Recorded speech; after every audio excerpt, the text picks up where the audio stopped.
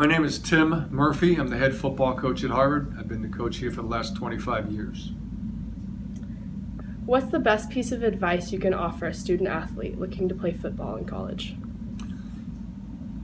The thing I would tell kids in high school who are interested in playing college football is to maximize your best opportunities is concentrate on your schoolwork. If you do a great job in school, you know that the football comes easy from the standpoint of it's something you love, it's something you naturally work hard at. So to maximize your best opportunities, do a great job at school, and that's going to give you the best opportunities going forward to a school you want to go to as a school, as opposed to a school you may have to go to. Awesome. How can a student athlete get on a coach's radar? Well, these days it's really easy for you to get on a coach's radar if you have an interest in a particular school or a particular league. And with the advent of the digital age and with huddle video, it's real easy to just send them your video.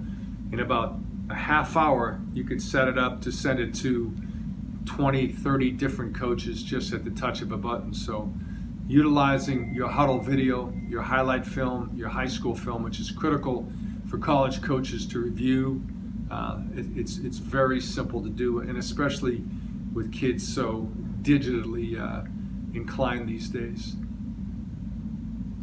What showcases or tournaments would you suggest that a recruit attend? Well, for our sport, you really have to maximize your opportunities with the right schools. And the coaches aren't so much concerned about showcases. You know, they're going to want to see you at their camp. So really figure out what schools not only you're interested in, but schools would have a particular interest in you, and schools you have a good chance of getting into academically. And if you can get that down to about 5 to 10 schools, then try to get to their camps, because they want to evaluate you, you want to evaluate them, and that's going to give you the most bang for the buck, time and expense-wise.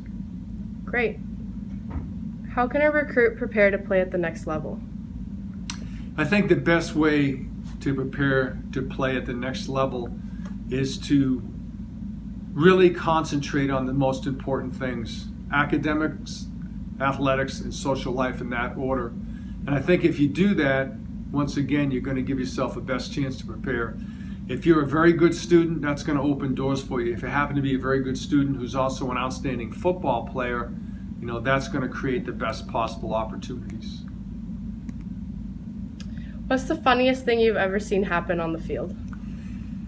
Wow, and this isn't the first time I've been asked that question, and I'm a little embarrassed to say that we take our sport, our job, our games so seriously that you never tend to put them in a humorous context. It seems like there's always tension. It seems like it's always so important to the kids, so important to the coaches, that it's hard for me to put something in a humorous context. I'm sure if I thought long enough, I'd be able to find something out, but yeah, it's either, wow, that was great, and everybody's unbelievably excited, or, once in a while, wow, it's really painful to lose. You put so much into it, and sometimes it's just, a little bit of relief.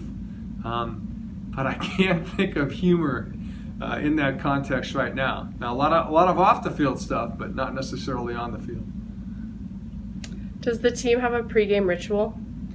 We do. I think traditions and little things are important. And one that I started when I got here in December of 1993 was our locker room for game day is right built into the stadium. And so you can walk on and off the field very simply in literally 10 seconds. But what we do instead is we'll exit out the back way, walk through the stadium with the fans who are coming and going, and then come in through the tunnel. And it's a really sort of exciting, fun, unique way to mentally prepare and enter the stadium. What's the number one attribute you look for when recruiting student athletes?